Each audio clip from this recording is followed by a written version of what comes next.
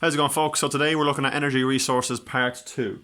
Okay, so we're onto a brand new chapter and we're looking in a bit more detail about how we get our energy and where it comes from. Okay, so just a quick little diagram in front of us, folks, about the formation of oil. Okay, oil, guys, it's called a fossil fuel. Okay, so oil is a fossil fuel. And what does this mean? This means that it is fuel that comes from fossils. Okay, so fossils of dead plants and animals. Okay, so guys, this is quite familiar to us from when we studied rocks. What type of rock is made up of dead plants and animals?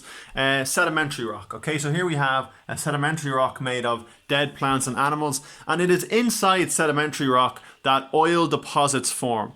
Okay, so really simply, guys, the very same way sedimentary rock is formed. So you've got plants and animals. Here we have sea creatures. Okay, so you know, over time, these are going to die, whether it could be a fish or an octopus or whatever. And what do? Their bodies settle on the ocean floor, okay? As well as sea creatures, you've got sea plants, which can die off as well, okay? Over the years, as more and more layers of dead sea creatures and sea organisms die, they compress and they form rock, okay? And they form sedimentary rock. And what can happen is certain organisms within the sedimentary rock can turn into oil and gas. Okay, and that can leave, we can see here the small little deposits of oil that are underneath our sedimentary rock. Okay, now what happens then? Well, if they discover that there is oil in sedimentary rock underground, they can open up an oil drill or an oil rig and drill down and suck it up and basically suck out this oil and, you know, sell that to use that to power our cars.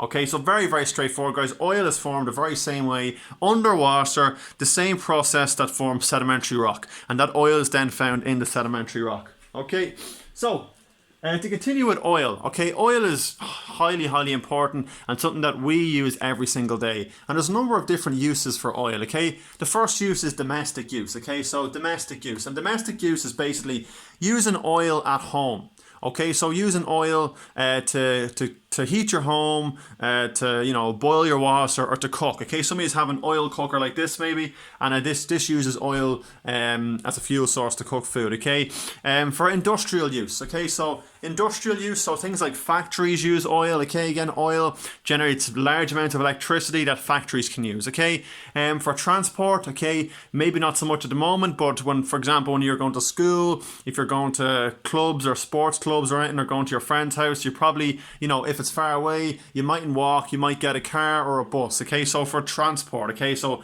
oil is very important, and it's a very important fossil fuel to use cars. Okay, and another thing maybe we don't know about oil is used to make material. Okay, so oil is used to make raw material for plastics, such as artificial fibers. Okay, so for example, guys, things like your shoes, your school shoes, for example. Okay, they could be kind of partly made of oil. Okay, a lot of things actually. So for example, a lot of clothes, your shoes, your school bag, your pencil case, the tabletop, and even your lunchbox. All these things could have some oil. They could be made, and oil could be an ingredient. Okay, so oil is a very versatile thing, guys. Oil can be used for a lot of things. It can power a lot of things, and it can be used to make a lot of things as well. So it's very important. Okay, now, where in the world can we find oil? Okay, where do we get most of our oil from?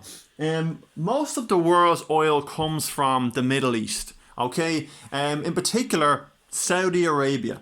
Okay, so Saudi Arabia is down here. We have Iran, Iraq, Egypt, Yemen, Oman around it. Okay, Saudi Arabia is a very rich oil producing country. Okay, they've got large deposits of oil underneath their country and in their seas either side of them. Okay, Saudi Arabia used to be a very poor country, but it is now very rich. Okay, why is it rich? Because in the 1930s, oil was discovered, and their economy and industry started to use lots of oil, and they made lots of money. Okay, so it used to be poor. In the 1930s, they discovered oil, and it became very rich. Okay, so Saudi Arabia. Okay, there's lots of positives and negatives. Okay, to using oil and exploiting oil from Saudi Arabia. So some of the positives are that, okay, it's an efficient fuel and has a high energy output. So oil can give you a lot of energy. Okay, Oil is very, very easy to transport. You can literally put oil on barrels and bring it by a ship,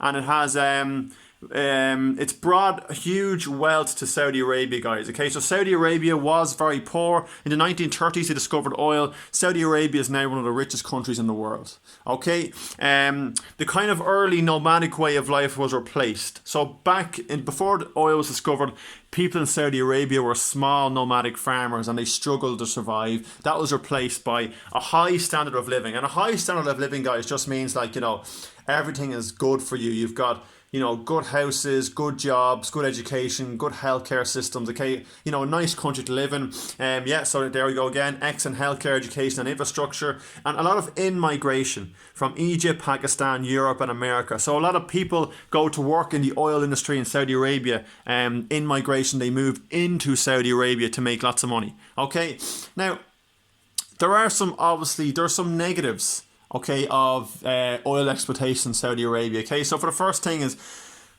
if there's ever an accident, oil can kill lots of animals. So if an oil tanker or an oil ship ever crashes or spills any oil, this can cause a lot of pollution and can damage animals and their habitats. Okay, burning oil, as we know, obviously emits greenhouse gases, okay, which are not good, and this leads to the formation of acid rain. So this is acid rain that comes from the sky and can slowly erode things. It can slowly erode rock faces and stuff. Okay. Oil is also a finite resource. What does finite mean, guys? Finite means it'll eventually run out, okay? It's not renewable like wind or, water. It'll eventually run out, okay? Saudi Arabia is also a very traditional Islamic country. So it's a very traditional Muslim country in Saudi Arabia, okay? So it's very different to here, for example. Women in Saudi Arabia have to cover up. People have to pray. They're like, only very recently women were actually allowed to even drive in Saudi Arabia. So it's very, very traditional in terms of its kind of Muslim and Islamic roots. Okay, so this can be quite a culture shock for Europeans and Americans who travel there. Okay. Final thing, guys, about Saudi Arabia is, as we said, it used to be quite a poor country in the 1930s. Not everyone in Saudi Arabia has benefited from oil. Okay, so there are still quite some poor people there, and that has resulted in a large gap between those with wealth and those without wealth. Okay, so the people who haven't benefited from oil are still very, very poor, whereas the people who have are very, very rich, and there's quite a large divide there as a result.